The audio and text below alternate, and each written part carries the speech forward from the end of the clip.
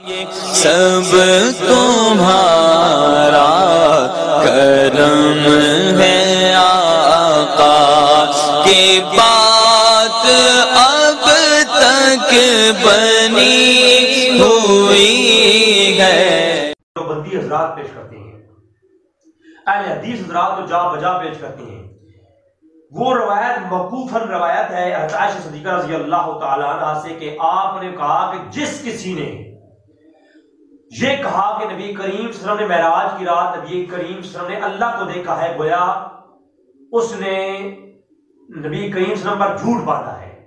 اور ساتھ میں یہ لفظ بھی ہے کہ جس نے یہ کہا کہ حضور غیب جانتے ہیں، اس نے حضور پر بہتان باندھا، حضور پر جھوٹ باندھا ہے۔ یہ دو چیزیں بیان کی، اللہ کو دیکھا ہے یا نہیں، اس پر ایک طویل گفتگو انشاءاللہ میں کرنے والا ہوں، میری ریسرچ جاری ہے انشاءاللہ۔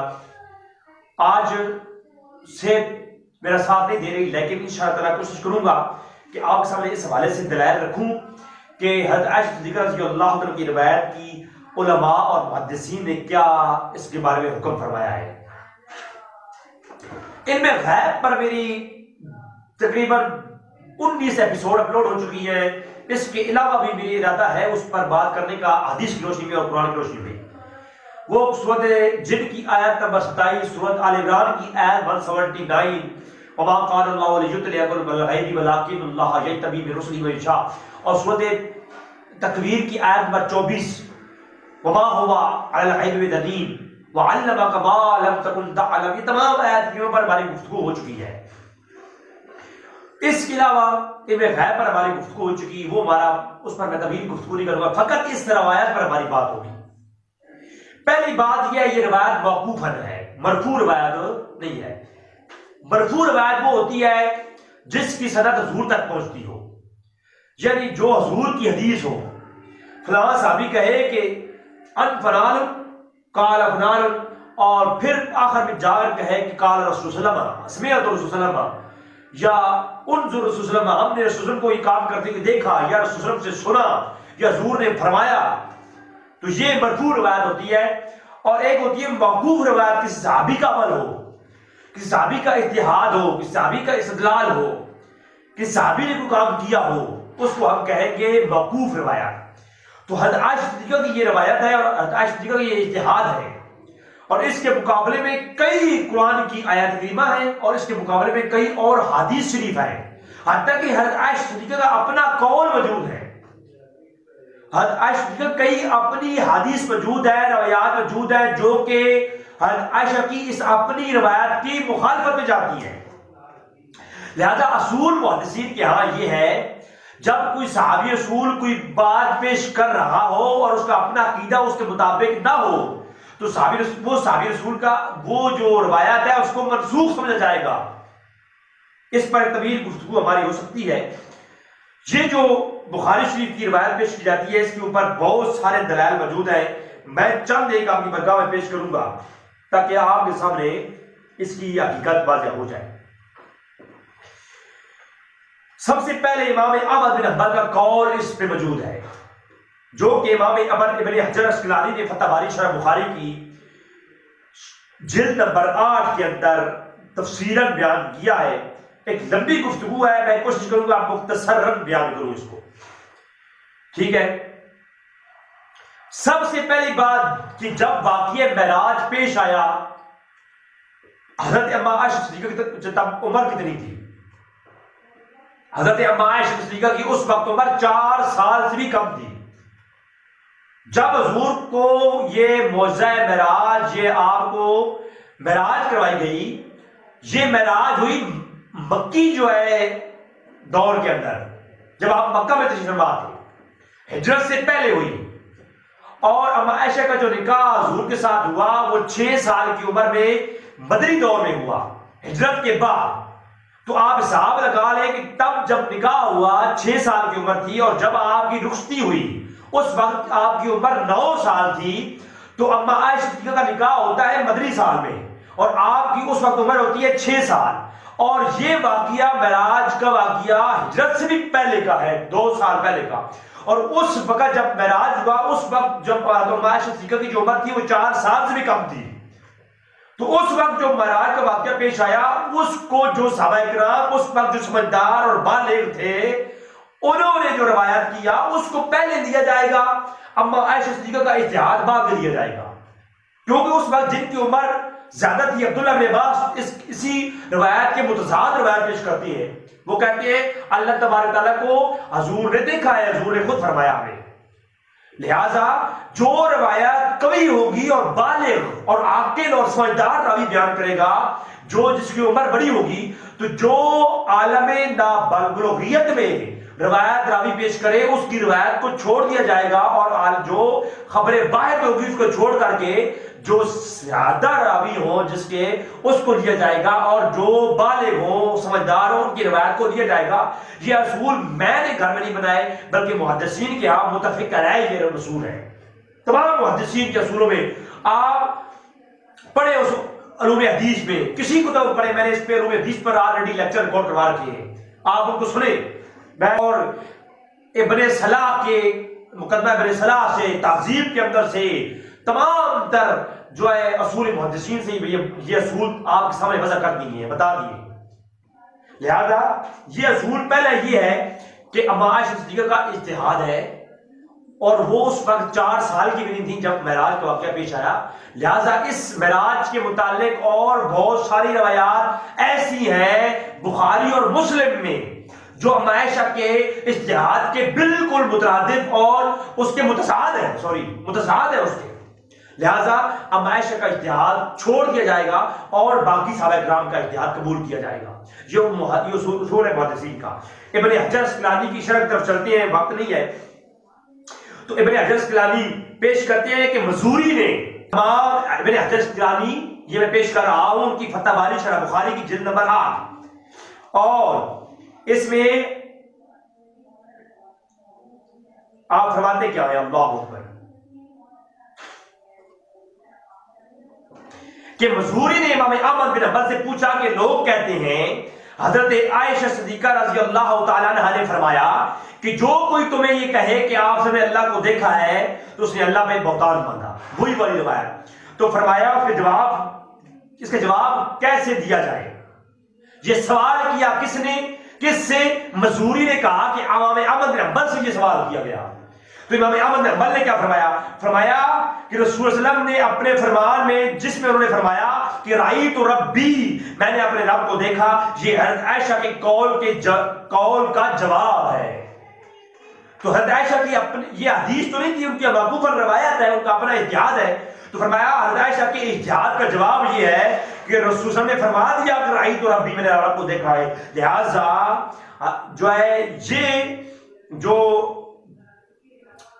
باب ہے اس میں حضرت عائشہ سے حضور کا جو فرمان ہے حضرت عائشہ کے قول سے 1000 درجے زیادہ بہتر ہے. تو حضرت عائشہ کا جو قول ہے اس سے حضور کا اپنا فرمان 1000 درجے افضل ہے. ہم وہ لیا جائے گا. یہ تمام چاہے وہ کوئی بھی مسئلہ کا آدمی ہو، دیوبندی ہو، اہل حدیث ہو، بریلوی ہو، سب کیا متفقہ اصول ہے. اس پر یہ نہیں کہ کوئی نئی بات ہے، صرف میں وضع کر رہا ہوں، سامنے لا رہا ہوں. یہ جو اخذ کر کے میں سامنے پیش کر رہا ہوں، یہ تمام تر علماء نے ہر مسلک کے علماء کے اس اصول حدیث کی کتب کے اندر یہ باتیں موجود ہیں. آپ تشیعوں کو لے لیں، ان کی کتب کے اندر بھی یہی اصول موجود ہے. اس میں کوئی کسی اختلاف نہیں ہے کہ اگر صحابی کا اجتہاد بعد میں کیا جائے گا، پہلے مرفوع روایت کے مقابلے میں صحابی کا اجتہاد نہیں کیا جاتا. اس میں زبیر بن زئی جو اہل حدیث کا امام ہے، اس کی اپنی بڑی بڑی جو بحث ہے اس کی انہوں نے اس کی ہے. تو یہ پہلے حوالہ جی. دوسرا حوالہ آپ سے پیش کرتا ہوں، آپ اس اسکرین پر انشاءاللہ یہ کوشش کروں گا سارے سکین لگا دوں گا، آپ دیکھ لیجیے گا. دوسرا حوالہ وہ امام نووی جو شارح مسلم ہے، امام نووی رحمۃ اللہ علیہ آپ پیش کرتے ہیں کہ حضرت ابن عباس کی صحیح حدیث سے ثابت ہو چکا کہ تو ہم یہ نہیں سوچ سکتے کہ انہوں نے اپنی طرف سے کہا ہوگا. یقیناً انہوں نے آپ صلی اللہ علیہ وسلم سے سن کر ہی فرمایا. معمور بن رشید عائشہ اور ابی عباس کی بات فرماتے ہیں کہ یہ اختلاف اس کی وجہ سے ہے کہ عائشہ اس سے مکمل طور پر واقف نہ تھی. اس معاملے میں حضرت عائشہ مکمل طور پر واقف نہ تھی. امام نبی شارح مسلم جو آپ فرما رہے ہیں شرح مسلم کے اندر کتاب الایمان کے اندر دیکھیں، اور کہتے ہیں اس میں اختلاف ہے، اور جبکہ ابن عباس مکمل طور پر جانتے تھے، ابن عباس جو ہے وہ عمر میں بڑے تھے، بالغ تھے، اگر ابن عباس اس کو ثابت کر رہی ہیں اور کچھ اور لوگ اس کی نفی کر رہے ہیں تو مثبت کا اصول یہ ہے کہ نفی پر بھاری ہوگا۔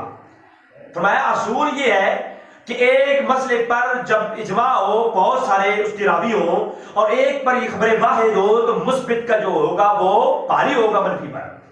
تو یہ مشار مسلم جو فرمایا، تو لہذا اس پر امام نبی نے یہی فرما دیا۔ امام نبی کہتے ہیں یہ عائشہ کے اجتہاد کے مقابلے میں جو ہے جو روایات آئی ہیں جس میں ہے کہ حضور نے فرمایا میں نے اپنے رب کو دیکھا، اور مختلف بخاری کے اندر کئی روایات حضور کے میں غیب پر، میں عائشہ کی خود روایت پیش کرتا ہوں۔ پہلے میں یہ بات جو کر رہا تھا یہ پوری کر دوں کہ جو ہے حضرت امام نبی کہتے ہیں کہ حضرت عائشہ کے اجتہاد کے مقابلے میں جو روایات آئی ہیں ان کو بھی لینا واجب ہے ہم پر، ان کو لینا کیا ہے؟ واجب ہے ہم پر، لہذا وہ نہیں چھوڑ سکتے، ان کو بھی تو لینا ہے نا، لہذا اس کی طویل کی جائے گی۔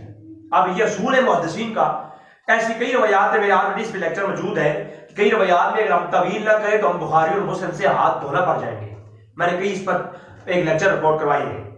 تو لہذا اب میں آتا ہوں ام عائشہ کی ان روایات کی طرف کہ جو ام عائشہ کی صحیح روایات اس روایات کے بالکل جو ہے نا وہ مختلف ہے اور اس سے جو ہے نا متضاد آ رہی ہے۔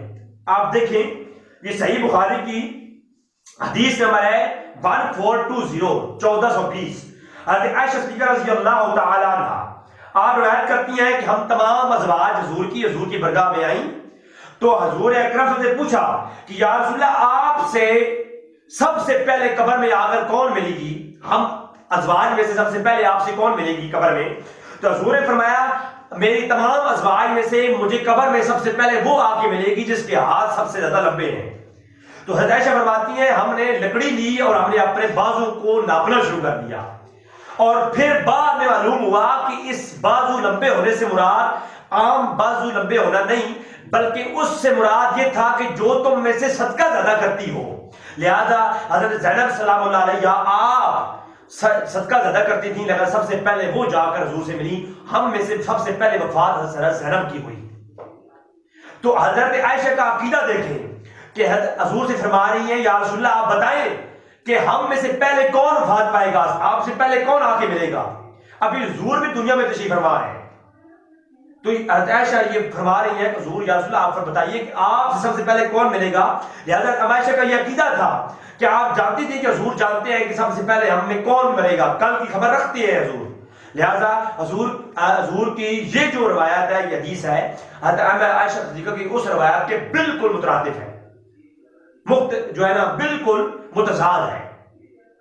لہذا آپ خود دیکھ سکتے ہیں کہ ام عائشہ صدیقہ کی یہ روایت بخاری میں اور کئی روایات ہیں، میں اس پر آلریڈی 19 ایپیسوڈ پر مشتمل گفتگو کر چکا ہوں، ابھی مزید ضرورت نہیں ہے، میں فقط اس موضوع سے ٹچ ہو کے گزر رہا ہوں، وگرنہ آپ بخاری شریف کے اندر پہلے جلد 256 پر دیکھیں اخبرنا عن بدء الخلق، حضرت عمر فرماتے ہیں حضور نے ہمیں خبریں دینا شروع کی جب سے اللہ نے مخلوقات کی بنیاد رکھی، حتی دخل اہل الجنت منازلہم، حضور نے آخری جنتی کا جنت میں داخل ہونے تک، واہل النار منازلہم، اور آخری جہنمی کا جہنم میں داخل ہونے تک سب کچھ حضور نے ہمیں بتا دیا، آنے والا بتا دیا، ما کان بتا دیا، ما یکون بھی بتا دیا، بخاری کی روایت۔ اور حضور جب پہاڑ احد پر گئے، بخاری کے اندر 3668 نمبر روایت بخاری میں حدیث دیکھو، جب حضور گئے پہاڑ احد پر، حضور کے ساتھ ابوبکر صدیق بھی ہیں، عمر فاروق بھی ہیں، عثمان غنی بھی ہیں، احد پہاڑ جھومنے لگا، لرزنے لگا، حضور نے فرمایا احد پہاڑ ٹھہر جا، تجھے علم نہیں تجھ پر ایک صدیق، ایک نبی، ایک صدیق اور 2 شہید چل رہے ہیں، ابھی عثمان غنی کی شہادت ہوئی نہیں، ابھی عمر فاروق کی شہادت ہوئی نہیں، حضور پہلے فرما رہے ہیں۔ گویا اگر حضرت عائشہ کا اجتہاد مانا جائے تو نعوذ باللہ کیا یہ سارے جھوٹ ہے؟ قرآن کی وہ آیات کریمہ جھوٹ ہے؟ نعوذ باللہ۔ بخاری میں، مسلم میں درجنوں روایات پیش کر سکتا ہوں جن میں حضور نے کل خبر دی۔ حضور نے بخاری میں فرمایا، روایات ہیں، ابھی میں جا نہیں رہا اس طرف، فرمایا کل اس جنگ بدر میں فلاں کافر جہاں مرے گا، فلاں صحابی جہاں شہید ہوگا، فلاں، ابھی کل آئی نہیں، پہلے بتا رہے ہیں۔ تو حضرت عائشہ صدیقہ کا جو اجتہاد ہے، اس کا مفہوم یہی لیں گے ہم جو محققین نے بتایا، یہ خبر واحد ہے، اس کے مقابلے میں یہ حجت نہیں۔ اور اس کا مفہوم اگر لیا جائے تو زیادہ سے زیادہ یہ لیا جائے گا کہ اس سے مراد ذاتی ہے۔ جو یہ کہے ذاتی طور پر جو ہے نا وہ حضور میں غیب رکھتے ہیں، تو جو ہے یہ ٹھیک ہے، لیکن اللہ کی عطا سے، اور اللہ کی عطا سے اللہ کے حضور جو ہے اللہ کے نبی غیب جانتے ہیں، اور اللہ نے اپنے نبی کو اپنا دیدار کروایا ہے۔ لہذا امام صدیقہ کی اس روایت کا ہرگز وہ مفہوم نہیں، اگر وہ لیا جائے تو پھر اتنی روایات، درجن روایات کا ہم کیا کریں گے؟ سب کے سب پر ہم کیا فتوے لگا دیں گے؟ نعوذ باللہ من ذالک۔ دعا ہے کہ رب تعالیٰ میں فہم حدیث جو ہے وہ سمجھنے کی توفیق عطا فرمائے اور فہم حدیث عطا فرمائے۔ لہذا کئی لوگ اس پر بحث کر رہے ہوتے ہیں، میں اس لیے چاہا کہ اس پر کلپ بنا دوں۔ واخر دعوانا الحمدللہ رب العالمین۔